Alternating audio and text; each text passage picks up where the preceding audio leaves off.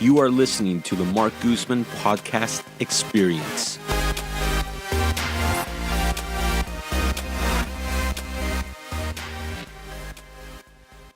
In this episode, we have Tacos Los Michoacanos from Oakland on 35th and International coming in.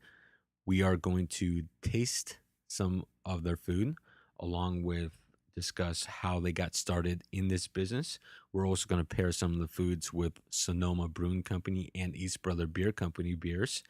And Tacos Los Michoacanos is ran by a gentleman named Enrique who took over the business from his parents. His mom is an entrepreneur who came here from Mexico and from the very get-go was a business owner and turned a small little clothing store into now a one-stop shop for quinceañeras, dresses, food, catering, parties, the whole deal. So coming from a family of entrepreneurs, he took over the food truck, Tacos Los Michoacanos, and now is working on a new type of cuisine, which is called Mexico-California cuisine. And they do catering, and their catering company is called Cocina del Corazón, which means kitchen of the heart. Very fun episode to record. I hope you enjoy. Let's get into it. All right, so we'll go ahead and start recording. So Enrique, I want to welcome you to the podcast here. So thank you for thank you for coming. And this is going to be an interesting episode because this is the very first episode where we are actually doing food tasting. So it's going to be a little different because obviously it's a podcast and people are going to be listening to this, and it's going to be fun because we get to tell people how delicious this food is. That's great. That's great. So hopefully they get the picture. Yeah. So I'll start with an intro here. And every weekend, while most people are sound asleep, Enrique Soriano is up well before the crack of dawn. In fact, we were talking around 3:30 in the morning, prepping food that he will sell that day. Such is life when you operate one of the most popular food trucks in Oakland. For 20 years, Enrique's family has owned and operated Tacos Los Michoacanos, which specializes in authentic Mexican food, but this is no run-of-the-mill taco truck. Enrique's specialties include a pair of signature soups, birria and menudo. So please join me in welcoming our guest today, Enrique Soriano. Thank you. Hey, thank you. Thank you. Now, I believe one of your other signature dishes has to be this mole. Yes, that's one. It's definitely a recipe I've been working on for more than a few years, for quite a long time. So I recently watched Chef's Table, the series on Netflix, and there's an episode where they really showcase how to make mole. So when we eventually get to this dish, I really want to know how you make this mole. All right. Okay? All right, so I'll get you the lowdown for sure. Exactly. Okay, now how long has your family operated the taco truck? Well, they've been operating probably since the early 90s, like 93, 95, we were already up and running. So I just remember being a little kid and being in Modesto one day and just seeing this big taco truck pull up to my aunt's house because we were visiting my aunt, and my parents had just driven it from LA, and they were going by Modesto, and that's when they pulled up and they were showcasing the truck. And that's how you found out you guys were getting into the food truck business. Exactly. That was like that's how we got introduced. We were like, oh wow, there's a food truck, and oh wow, that's ours. And what made your parents go out to LA to buy a truck and bring it back? Well, I guess it's because my parents are, well, especially my mother. She's always been an entrepreneur, and she's always been a hustler. And we started off working at flea markets, and eventually from the flea markets started selling clothes, and from there we got like a little clothing store. And from the clothing store, my mom just wanted to keep expanding, and we got the food truck. And the food truck was something that my dad started taking care of when my mom was handling more of the store. So, do they still have a store? They do. They do still have the store, but the store has evolved over the years. It's now like a bridal, quinceañera, prom. You get your tuxedo, you get your limo, you get your catering from us, you get your photography, your linen. One-stop shop. One-stop shop, exactly. And is that exactly. in Oakland too? But it's in Oakland, exactly, in the Fruitvale. That's awesome. Like to hear a story like that. Yeah, I mean, just a little shop, and now you guys do so much. yeah, yeah, and it's just been expanding, and that's pretty much what I my background is seeing all that happen, and why I keep pushing what we do. So Yeah. And what age were you when they involved you into the man, truck? I think I was probably like 12 years old, well, like 13 years old. I want to say, So that's Now, were what you one of the kids that was excited to work in the family business, or you were just so frustrated because they were dragging you into it? you know. To be honest, at first it felt like it was kind of dragged onto it, but like I think my earliest memory was always wanting to use a knife, because they were like, they were always cutting, and I'd be in the truck, and you're like, hey, I want to cut that, and they'd be like, no, you can't touch this knife, you're gonna cut yourself. Like, man, I wouldn't touch it, I, I want to be trusted with that knife, I can cut things, I know how to handle myself, and so like, I guess the truck kind of just tapped into my love of food and cooking, which is probably why I didn't mind so much. So, So now, what's your involvement with the food truck? well, now as far as my involvement is, I've just acquired it recently and taken full fledged ownership of the truck, because previously it was under my parents' control, and I've always been working around in different restaurants, especially around the city, in different parts of California, and Oh, keep going. oh yeah, and I pretty much came back and decided to take over the business because my folks needed some more help. They're getting older, and you know, I saw that I saw a lot of potential in the truck, and a lot of we have a good following. We've been around for a long time. We have a good standing name in the community, and I figure I'd just carry that torch. Now, this is your catering business card that Yeah, I have yeah, in front of me, and Cocina del Corazón, basically, uh, kitchen of heart. that's right. Kitchen of the Heart. That's right. Yeah. That's right. Now, why did you name it that? Well, it's a process that happened with me and my girlfriend that we were just throwing around names and brainstorming, and I guess the business name just kind of flourished like we did. It's kind of a reflection of what what we do with our food, and for the most part, the corazon was like the concept that was first thrown out there because we had different names, and the corazon was the thing that stuck out more because we feel like we cook from our heart. The food that we put out, and not just the food, but it's also the services that we provide. Albeit the presentation, the ambiance that we provide. Like the way we communicate with guests and with people, and we feel like it's all heartfelt. It comes from the heart, and we're legitimately, you know, we do it because we love it, and you know, it's something that we love to do. Your Food, and passion. it's a passion, exactly. And we figured that the best way to translate that into a name would be just to incorporate it into the name. And That's awesome. yeah, Yeah. Okay, well, why don't we dive right in because we have a yeah, lot of dishes here to try. exactly. And We're I'm really also hungry. beer tasting too and pairing up beers to this. So, Yes, yes. the very first beer I do want to mention that we're going to taste with the very first dish is the Sonoma Springs Brewing Company. It is a Bavaria style beer, and this is the first time I've tried it, but have you tried the beer yet?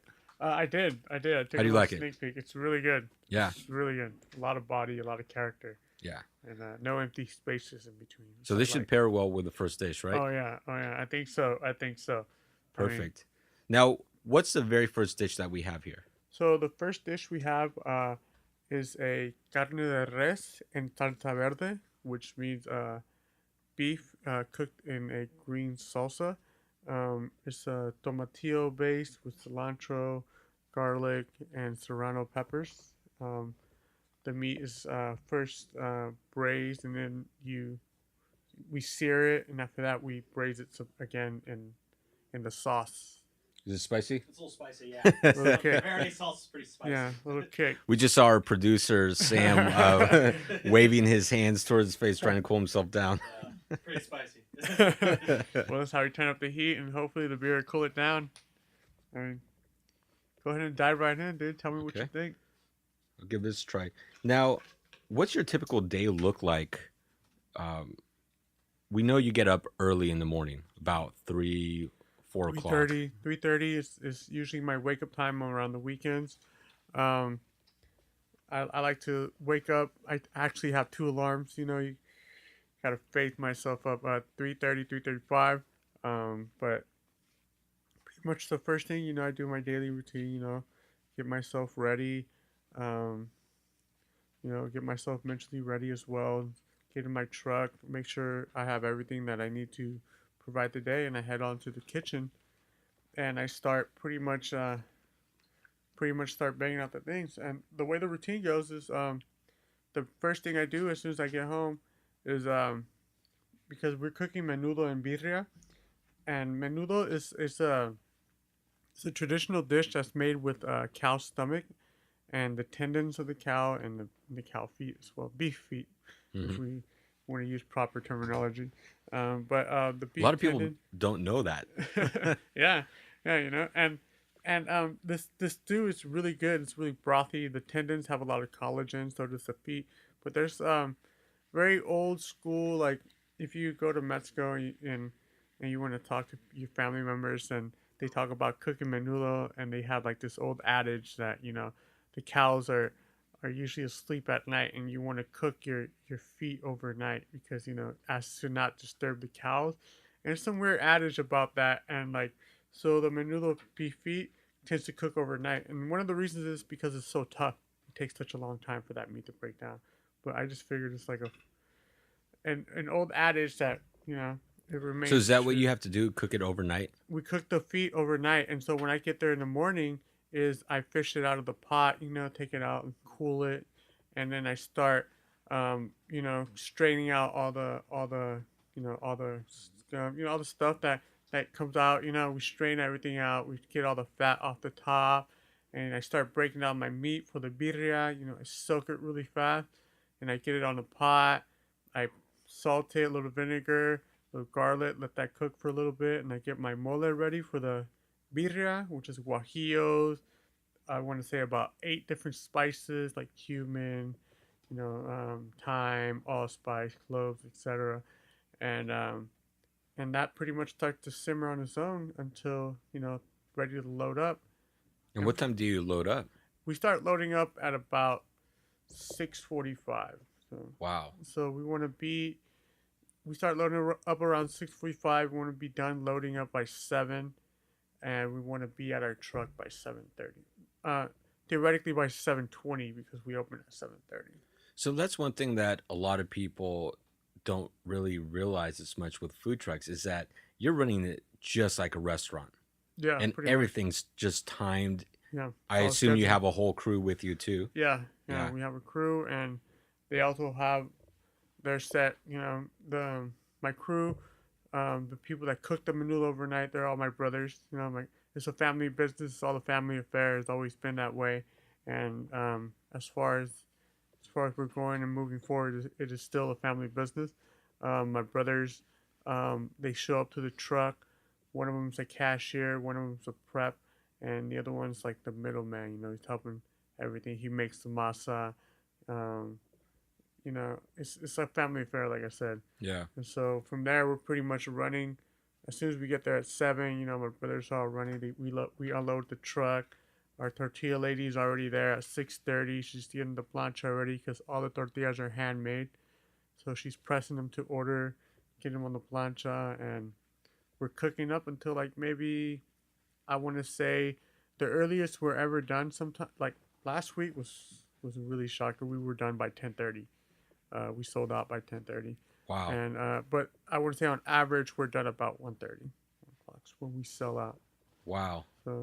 So really breakfast and lunch is what people yeah, are like brunch. brunch. Some people would say, and it's mostly like hangover cures. You know, some people like to Menudo, right? yeah, Yeah. menudo and birria. So people will show up. You know, they, they'll order their food and they'll be like, all right, I'm gonna go run to the liquor store around the corner. They come by, they have their beer, and we have a table. We have a nice little setup outside, nice little una carpa, like a Like a tent. canopy or Yeah, like a tent. canopy setup, and yeah, it shades to people. People watch outside. Get some fresh air. You eat, drink your beer, wake up. So if someone's in Oakland and they want to find you, where can they find you? What's the address? The best way to find me is by getting close to the Fruitvale BART station, and I'm off International, and the address is 3281 International Boulevard. Okay. Oh, I'm sorry, that's my mom's store. The actual address to this truck is 3524 International Okay. Boulevard. No problem. We'll give your mom a shout out to All the right, store. yeah, yeah. Shout out to El Palacio de Novias y Quinceañeras. Perfect. Now, I just tasted this first dish and Yeah. it's so delicious. The green sauce, like I've been to places where they make the green sauce very sweet or very heavy creamy, Hmm. and this is not that creamy, but it's enough sauce. Like I really like it. It's perfect balance. Mm. This is more. This is more like super traditional. This is all dishes my mother used to make for me, pretty much, and um, I pretty much uh, maintained the same integrity and cooked it the same way. Like I said, the way these dishes are all made, except for the mole, is simple, straightforward, and like to the point. Like I said, the only ingredients involved in that one are tomatillos, chili serranos, garlic, and cilantro. So Now, what year did your parents immigrate here? my folks came here around mid 80s, I want to say. So Okay. 83, 85. My my mom came here first, and then my dad came. So, Now, you said your mom's always been an entrepreneur. hmm And obviously, I mean, just seeing how the store went from a simple clothing store to what you guys do now, what's one of the biggest lessons you've learned from your mom? um, perseverance, I want to say. Um, the To persevere and always keep pushing forward. Um, Not letting roadblocks hold you back. And I think one of the biggest things is just keep pushing. Um, that's watching the old lady. She's always pushing. She keeps hustling. You throw whatever you can at her. She's always pushing forward, trying to She get to knows the where she next wants to day, trying go. to get to the next week. Exactly. So there's it's kind of hard to kind of deter her. Distract her for where she wants to get to when she wants to get there. And like I said, no matter what happens, her attitude is always just keep pushing, just get there. Like which is one thing I always look up, because it's kind of hard, because sometimes there are things that'll hold you back, and you just can't. Some people just can't recoup, or some people's mentality is just like, oh man, this sucks. Like, oh, I have to do this. Well, I don't know, my mom, the way she was like, forget it. It happens. Keep pushing. Just keep, I like that. keep pushing. So like, Yeah, it is what it yeah, is. You just got to keep exactly, pushing through and exactly. do what Roll you with got the to do. punches. Yeah. Roll with the punches. So. Yeah. Yeah. And I think that's what sets a lot of great business people apart from the other ones that struggle, Yeah. that don't succeed. It's simply just that mindset, that mentality of just keep pushing through. Yeah. When you're doing something, I mean, it's just being consistent. Exactly. Exactly. I think like a lot of it has to do with mental where you're at with your head, because we were just talking.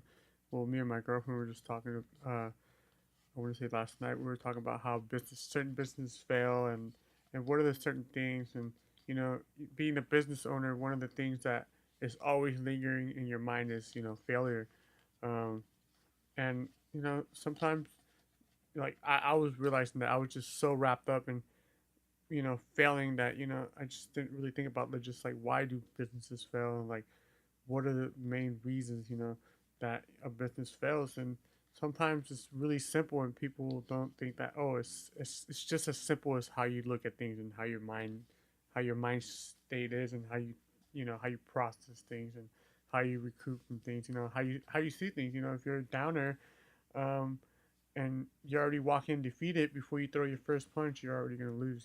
So Yeah. like Yeah, I recently heard a story, and this is a little bit touching on this, but Elon Musk, he's the owner of four businesses right now, and he's worth about $19.5 billion. well, But at one point, after PayPal and all that went down, he had $400 million, and he decided to invest 100% of it into his various businesses from SpaceX, Tesla.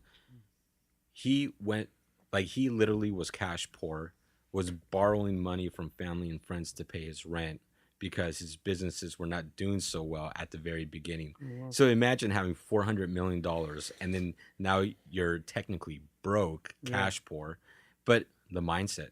yeah, I mean, having everyone to goes go. through adversities, and you Yeah, just have to keep pushing forward. exactly. I think like for a situation like that, if you know you're taking losses, but you have a formula ahead of how you're, if you have your mathematics right, as well as saying, all right, if I sell X amount of products and I'm only buying this much, I'm putting this much on labor and this.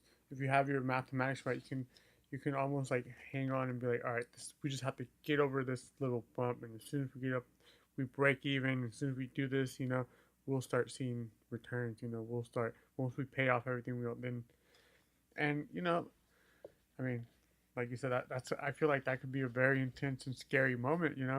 Being cash broke after being positive 400 mil. Next I thing you know, know, you're right? borrowing and you're in the negative, and you're like, man, But you keep in your mind like, all right, in the future, 4 months from now, the way the way I have it, my business plan is, the next 3 months I should be up 3%. The next month I should be like X amount of percent. And by then I should be broken even. And if you have a good system and you trust your stuff, and you can pull it off. Yeah, So, you have to have the passion, number one, exactly. and you have to have the faith and confidence in yourself to Yeah, do what you're going exactly. to do. And Exactly. and I think you also have to have the humility to understand that many businesses fail. Yes. If you fail, that doesn't mean you suck as a person. It just simply means, hey, you need to figure it out, Yeah. or you were just given the opportunity to figure out what didn't work. Yeah. Now Exactly. you change it up again and start again. Yeah. And Yeah. and I like what you said there about humility, because I feel like that's key as well. Humility. You know, if you get too cocky, you get too bold. You can get a little. You get very comfortable. Yeah. And once you get very Exactly. comfortable in how you always make your money, there's always going to be someone else that comes up Yeah. and takes your market Yeah. share or does Exactly. something better. And it Exactly. also like hurts your own innovation and style. Yeah.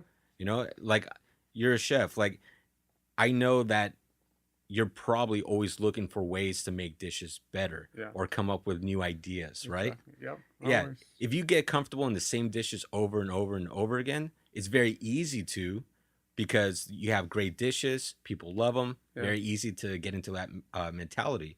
But what sets you apart is the constant push to innovate forward. Exactly. Exactly. And that's another key thing about business too, is innovating, is changing with times, and growing as well with the generations, because generations change, and as the generations change, so do the styles and the taste of things. And like for example, in the cooking industry, we can't, there are certain ways of like plating food, or like certain dishes that are like considered classic or super retro or throwback, you can't get away with like today. Hmm. This is a changing time, but you may use the same ingredients, but you just may present it differently. Yeah. It's like innovation, like it's another reason I was looking at why certain businesses fail and why others don't. Like, sometimes you carry on a niche. If you're in a niche, market, and over the technology changes, all of a sudden what your niche was becomes obsolete. The only way to survive is to innovate, is to change, and is to grow or to offer something different. And innovation is key to keep moving. Yeah, that's why I love that series on Netflix called Chef's Table, because everyone was about innovation. Regardless of where they were at in life, it was always about innovation. And it really shows you how food is way more than just about taste. Yeah. You're dealing with all the senses. Yeah. I mean, touch, smell. I mean, even the sound, the sizzling of food, Exactly. how it's served to you, the visual. There's a lot more, and then you can Exactly. have art in every single one of those senses. Exactly. Yeah. Exactly. And that's something we try to tap into, all the time. As chefs, as as people who offer our services, like I was saying earlier, we try to tap into everybody's senses with our ambiance and with the smell and how we bring things, how we present things. And it's it's an experience because life is an experience, and people like experiences, and if you have a great experience to offer people, people will take up on it. Yeah. Mhm. Yeah. People pay for experiences. Exactly, That's what they want. exactly. And people will pay for the right experience, and depending on how you present your experience, people are willing to pay X amount or probably pay two times the amount. Yep. So let's move on to the next experience here on this podcast, and this tastes out the second dish here. So what's the second dish that we have here? The second dish that we have here is a mole. It's a carne de puerco en salsa roja. So it's pork shoulder, and it's been simmered as well in red salsa. So this is the exact opposite of what we had in the first dish, which was tomatillos, is a green one. This one's a tomato based, the red tomatoes, and the chilies as well are different as well. The first one's serrano chilies, and these are more of a darker dried red chili. Um, so that is very good. Completely different dish. Completely different. Super delicious, but so different than the first one. Hmm. Now, do you grow your own peppers? I do. I do grow my own peppers, but not for these dish. I don't have enough for that. But yeah, I think growing food is another way just to break out of the norm and reconnect with the earth. Now, the first beer that we had was a very light beer. For this next dish, do you think red IPA or wheat IPA? I think we should go with the. Which one did we say would be darker? The wheat, right? The wheat would be the heaviest one, I Let's think. go with the red ale. Okay. So now the beer that we're popping open is a red IPA by East Brother Beer Company. Really good labeling on the cans by East Brother, by the way. Yeah, they did a great job. And Which is another important aspect I think about in business as well, is branding. How you present yourself in your logos. How do you interpret your style through your logos and your packaging. yeah, it is. And I had this conversation with someone the other day about the difference between sales and branding, because sales, you put something out there and you expect something in return, right? Yeah. A direct return on investment. Branding is completely different. Branding is just who you are.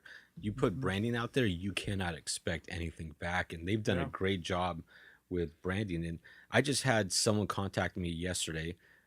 Random person on BART is talking, venting to a lady next to him, completely random lady, that he wants to move out of his place.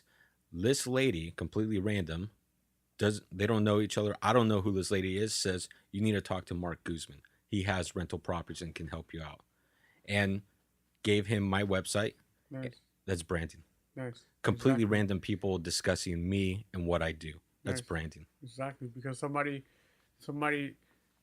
they met you. They liked the way you were. They liked the way you presented yourself. They liked the way you handled yourself. They liked the way you did business. They liked the way, you presented yourself. Like I said, and people remember that because branding is being memorable. A good brand sticks to your brain. Like, you may see it flash, for a quick second, but when something comes up that's relative, you think about that brand or something like that. Just like in this instant, real estate, and the first brand that came up to her mind was Marc Guzman. And that has to do with how you present your brand and like we were saying, people, brand isn't necessarily an image, like an image that you see on a computer screen or you hold in a It could can. be a podcast, audio. It's Yeah. just audio, exactly. It's you as a person. A person becomes a brand. You yourself are a brand. Marc Guzman is a brand. A walking brand, a walking, talking brand. So you are an image as well that people see and Now, what do people- you do for advertising and branding yourself? Um, so my girlfriend here, Hasmin, she's my marketer. She helped me with my branding and my logo. So far, we are working with creating our website. Um, we're working on different advertisements for certain internet outlets. And for the most part, we've been operating with by word of mouth a lot.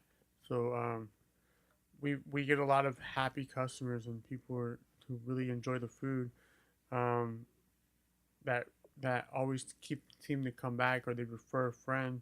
And just it hasn't been until recently that we're getting more solid and more structured as a catering business to do more, and our brand is just starting. But Now, do you have one location or do you move around like some food trucks? for our food truck that we do on the weekends, we stay in one location, which is on Fruitvale International. A couple years ago, I was moving around all over Oakland doing pop-ups. I was testing the market and see, you know, what the people wanted and how people would respond and how they would like it. From there on, I started doing catering because from those pop-ups, people would come up and be like, "Do you do catering?"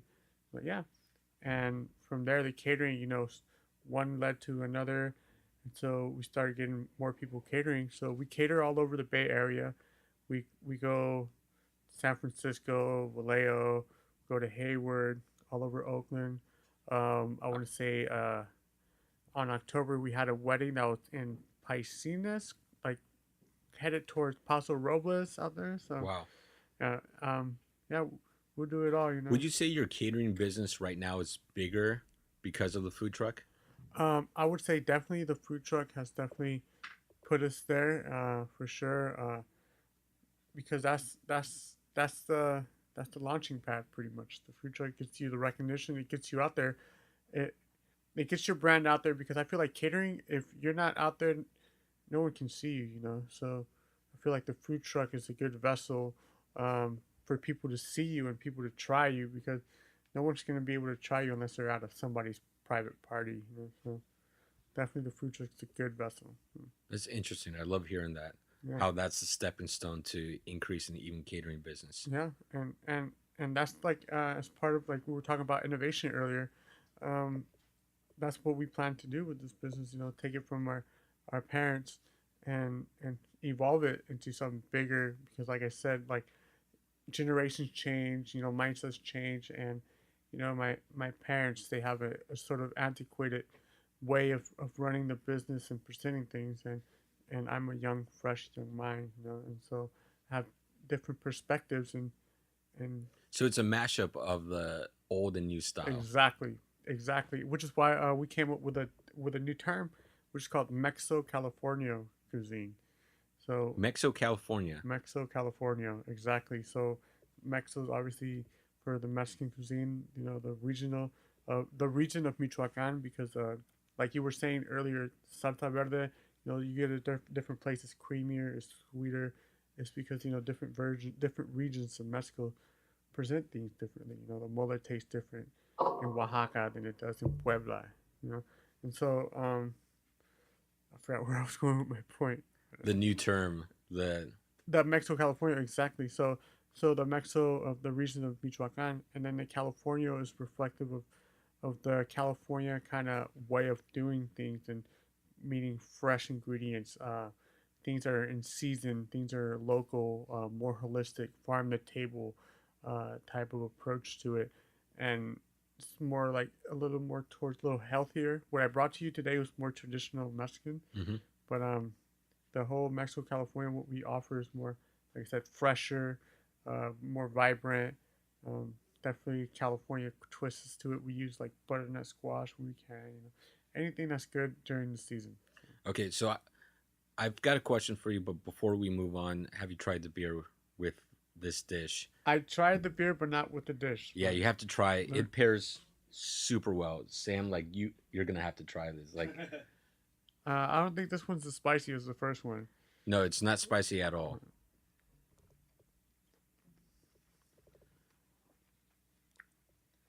So, like what you were saying, the whole farm to table and the new trend to go with higher quality meats and dishes, Mm. or even with some vegetarian, vegan, that sort of thing. Exactly. Um, is that where you eventually see your food and dishes evolve into? Exactly, and exactly towards more vegan dishes as well as vegetarian. Um, and we want to Now, when you think of vegan and Mexican food, like it people, seems like it's contradictory yeah, because there's always chicken, yeah, steak, pork, or yeah, something in there. yeah. But are there a lot of vegan, vegetarian I Mexican would say dishes? there definitely is a lot of vegetarian and definitely some vegan foods. Growing up, my family household, I want to say half of our meals were vegetarian, for the most part. I guess Mexicans. A lot of Mexico's a poor country, and people don't eat a lot of meat almost every day for the most part. They can when they do, but there's a lot of dishes that incorporate just potatoes or just like, for example, your chile relleno. It's vegetarian. It's a chile poblano stuffed with queso and it's seared. And then papas a la mexicana was another dish that my mom always used to prepare for us, which would be just potatoes that are cooked with tomatoes, onions, jalapenos, cilantro. You let it caramelize. It gets really good. Queso seco. And there's other dishes like morisqueta. And morisqueta michoacana is a seared cheese that's cooked in the sauce, and you accompany that with white rice and like semi mush beans, and then there's a plethora like quesadillas that with calabaza and which is squash, summer squash with squash blossoms, all vegetarian. Um, but it's just like I think it's more it has more to do with conception and people's how they view things, because what we see is mostly what is popular, and people don't know that there's a lot of Mexican vegetarian dishes. For the most part, I eat vegetarian half the time in my household. Mm. So, in the future, do you see like a mashup of the two, or having both on the menu, like traditional Oh dishes yeah, oh and yeah, the new, uh, what was your term? Mexico, Mex- California. Mexico, California. Yeah, for sure, for sure. I think that's the next phase of evolution in our cuisine and in our food. Is having both vegetarian and vegan dishes with our more traditional, carnitas and whatnot. But it's definitely trying to have a better balance of food. I think we are very meat based right now. Um, like I said, our culture is changing, and that is going to be reflective on businesses as well as restaurants. So you can see a lot of restaurants are moving towards more organic stuff. More restaurants are starting to offer more health health options for people, and so I think as their society starts to learn, um, businesses change. I love how you're seeing the future. You're Hmm. seeing the trends. And that's what we go back to what we were discussing earlier, innovation, and where a lot of business owners get stuck. Yeah, They don't look at those trends yeah, in the future of where their own industry is going to go to. yeah. Yeah. I think that's very important. You always have to look ahead. Um, Especially like I said, it's very easy to get stuck and become obsolete. It's it's like those people that are one hit wonders. You make a good song, you make a good track, it sounds really good, but if you can't come up with something new or something that people respond to, you're just gonna be A one hit last wonder. year's thing. Yep. Like last year. Yeah. Okay, so let's go on to the next dish here. Now, the third one here, I see. Is this beef? This is beef as well. Yes, correct. Okay. And this one is called birria, and traditionally birria is made with goat, and we make ours with beef because it's a little more approachable for the people. Now, in your opinion, is it better with goat? Oh man, I love goat. I definitely love the goat. I mean, I was in Portugal earlier this year and I had goat for the very first time, and I forgot the name of the dish, but translated to English, it's old goat. But you can't use a young goat for some reason, and I think that might be just superstition over there, but they have to use an old goat, and the stew that they made was so freaking good. Huh. Like I fell in love with it. Nice. Yeah. I think there's definitely truth in the age of the animal for sure. Oh, so that is true then. There is true like there I'm pretty sure you're really familiar with the term veal. Hmm. Veal is pretty much a young cow, young beef. Um, Tends to be more tender. Um, pretty straightforward. And the older the meat, the more character is. Those you know older animals tend to be a little tougher, so you have to cook those a little longer. But if you think about that animal's whole diet, his whole life diet is reflective. The taste of the animals, what they eat, So an Okay, older, this is my favorite dish though. yeah, the birria. This is amazing. Yeah, Thank you. it's so soft and tender. Nice. This is delicious. I can just imagine with goat too. Mm. Even better, dude. What I really my love is how God. it just falls off the bone too. That's good. That's, Then love that. I hit the mark. I hit the mark. Now, how long does it take to cook this? That one takes about 3 hours, 2.5 to 3 hours. It's a long process. That's why when I wake up in the morning, that's one of the first things I put on to start cooking. It's the birria. Let it a nice slow simmer, gentle. Takes a lot of time, a lot of patience. That's absolutely amazing. Thank you, dude. Thank you. This one's changing my life right now. Thank you, dude. Thank you. That's where we put our heart into it. I feel like I need to pause the podcast here and take a minute. You feel like you need another, beer with this one, huh? That's amazing. Yeah. Now, you have this on the menu every day? Yes, that's correct. We have it only on the weekends. So for now, we are only open on Saturdays and Sunday. But come January, we are looking to start running with full hours. And around that time, we'll be doing more pop-ups, meaning we'll have different locations. We're planning on popping up in different bars, different venues, festivals. Yeah, that's starting to become very popular. The high-end food trucks that are making amazing cuisine, and they're traveling. And that's all they do. They just travel. There's, I always forget the name of it too, but they're about 10, anywhere between 10 and 15 food trucks that travel throughout the Bay Area, and every single day it's a different location. off the grid. Off the grid, yep. Yeah, there's that. There's a winery in Rodeo every Thursday, I believe. They have 4 or 5 food trucks that show up, and so people go for food and wine. Beer companies like East Brother Beer, they have a food truck usually every day. So that's becoming popular. I think that's great, and I think that's having a really good symbiotic relationship in business, because when it comes to business tactics, you people sometimes feel like another business isn't your competition, depending on what kind of business it is. Like we're seeing that food trucks pair very well with breweries. You set a food truck outside of a brewery, people are gonna go nuts. They're gonna love it. Or for example, do you sell French fries? I don't. You I don't. I Exactly. But if you're next to a food truck, I can guarantee you a ton of people would love to take French fries and just dip it into these sauces. Exactly. And that's another thing why these other food truck like there's another one called Food Truck Mafia. It's like off the grid.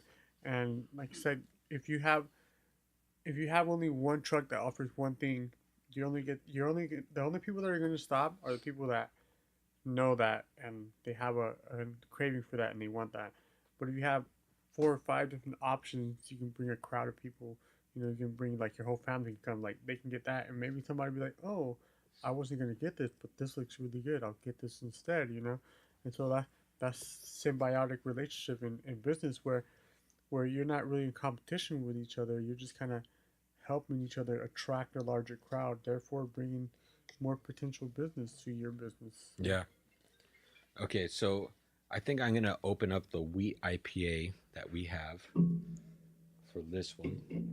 This is gonna be probably the heaviest beer, slightly heavier than the red IPA we just drank. And this beer is also from East Brother.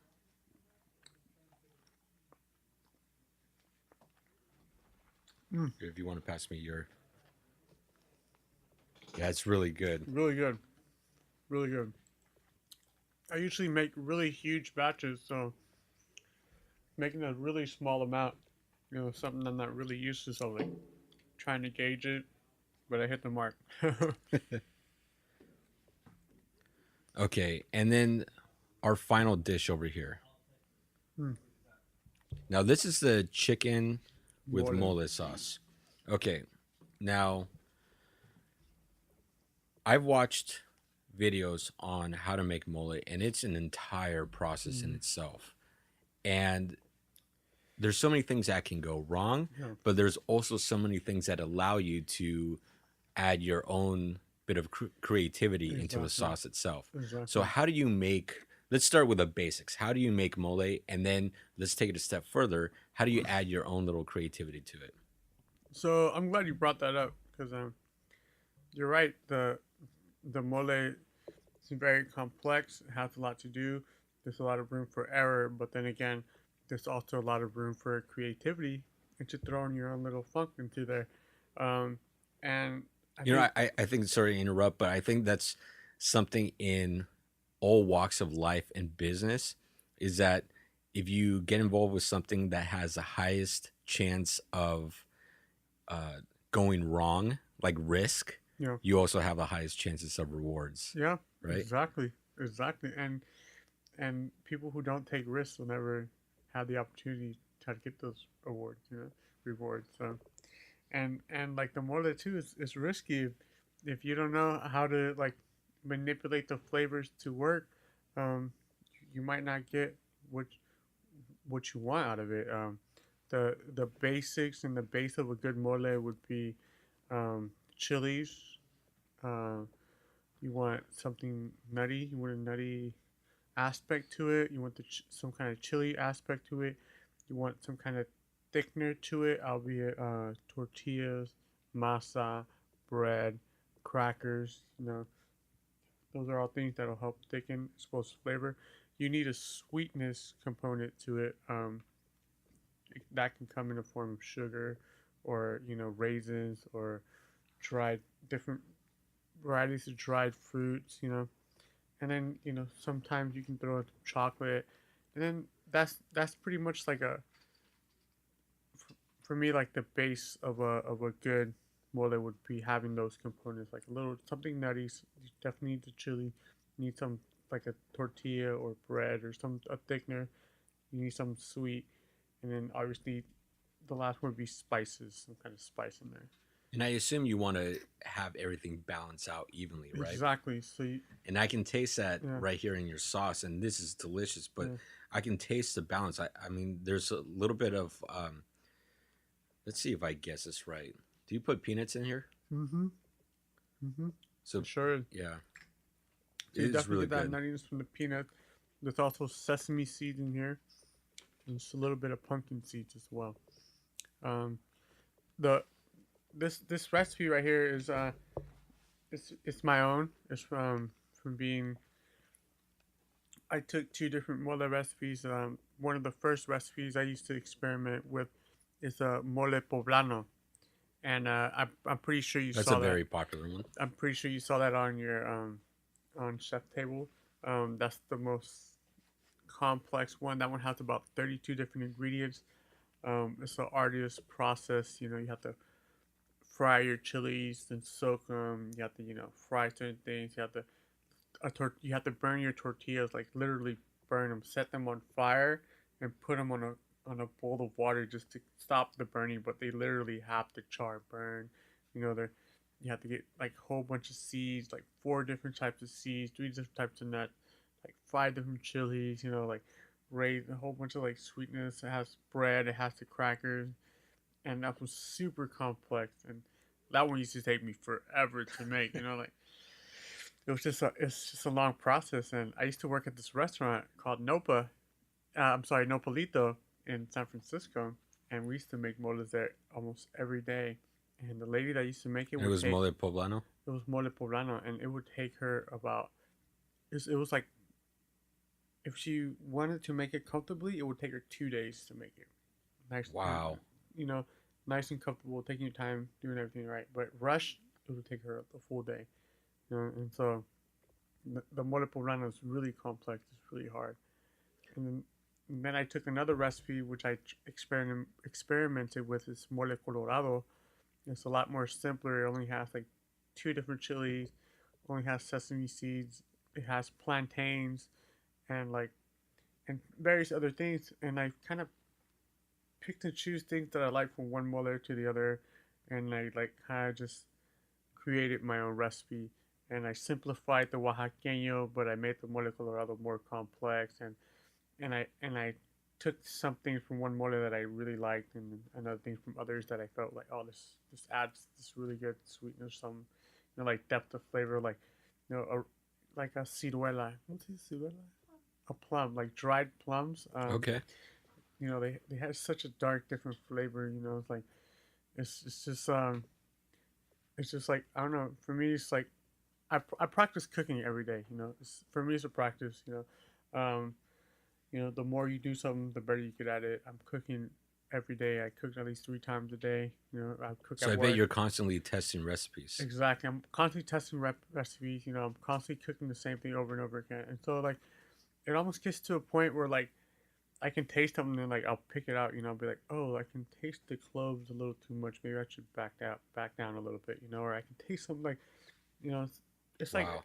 some like when I Your was palate gets very refined. very refined. When I first started cooking, that was like one of the things that made me really nervous. It's like, wow, you look up to these big chefs, like, wow, they taste them, like, oh, I can taste this, and this. Like, man, all I taste is that. Like Yeah. what the dish is. It's like, man, it's like, but the more I do it, the more I can be like, oh wow, I can really taste each individual ingredient. I'm starting to taste that. And it's the same with beer. It's like, if you're drinking beer all the time, and especially if you make it, I feel like if you make something and taste it, if you see what goes in it, the more you're able to pick out the flavors of it. Because I guess you'll taste it individually, and then you taste it in the sauce, I guess. Yeah. I taste the onion by itself, then I taste, the garlic by it. I taste everything individually.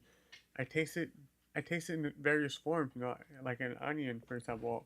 An onion fry tastes different from if you sweat an onion versus if you grill an onion versus if you bake an onion. They create different flavors. And I've tasted all those so many times, I can picture it. Same with beer, So it becomes second nature. You can Yeah. be like, okay, I want to make a sauce, and I know I want this ingredient, that ingredient, this ingredient toasted, this ingredient grilled, this. Exactly. So you just know it. Exactly. And you can almost be like, I'm looking for this profile of flavor. I want something that, like I said, like the more, I want something that's kind of nutty. I want you to taste the chocolate in there. I want you to taste the spice, and I want you to taste the salt. It's like, it's balanced. But I can almost have like clear vision of what I want to make and put it on a plate. I don't know. It's through a lot of years. It's taken me to get this down. So, I mean, it's a practice. I feel like one of the things that I owe to my success so far is that I practice a lot and I love what I do, and like I said, I actually, for me, it's always a learning experience. Another thing is humility. I never stop learning. I'm always open to criticism. Somebody tells me, I think you should do this differently, or hey, why do you do that? It's like I've seen some people do this and that. It's like, oh wow, it's like I'm always constantly learning, and I know for me, food is the way I interpret my heart.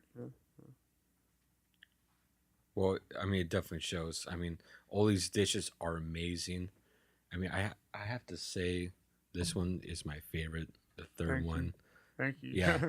the birria. The I mole mean, a very close second. Yeah. Nice, Yeah, Nice. yeah. Nice. Yeah, but yeah, I think this birria changed my life. Thank you, dude. Thank you. I'm It glad, just man. did. Thank you, dude. Thank you. Thank you. We're Yeah. doing something right. I mean, so many people can't go wrong. We got people at our truck that have been going there since I was a little kid, dude. They come up to me like, "Man, you were a little snotty nose when I first used to come here, And like, look at you now." Like, I was like, "Oh yeah, we have people coming from LA. They, like, oh, we're from LA. Every time we come up to the Bay Area, this is a must stop. We have people come Wow. from Vallejo. We have people that come Saturday and Sunday every weekend religiously. Like they'll come both days, and people from Hayward, people come all the way out from like Vallejo. People, we have St. Elizabeth's Church next door, and they'll bring their pots. People come out with pots and be like, I want $50 in menudos, or I want like $100 worth of, or whatever, and and the people, I feel like people love us because we've been a part of the community, and they love the food and we're consistent, and It's amazing. it speaks for itself. I feel like, Definitely. so, Well, that's our time. So I want to thank you for Yeah. being on the podcast Wow, and thank coming you. out. This is amazing, this whole spread here. thank you. We'll go ahead, link up all your information in the description.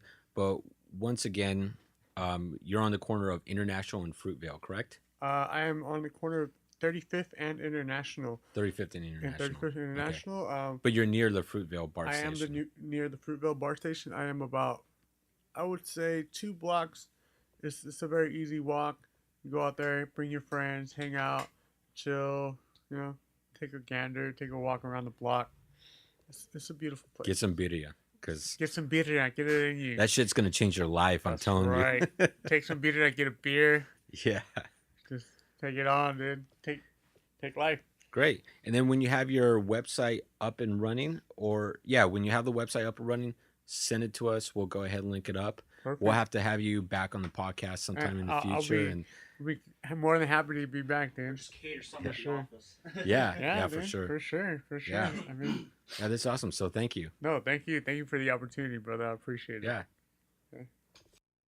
Thank you so much for listening to the podcast. I hope you enjoyed this episode. I had a blast doing this episode with all the food.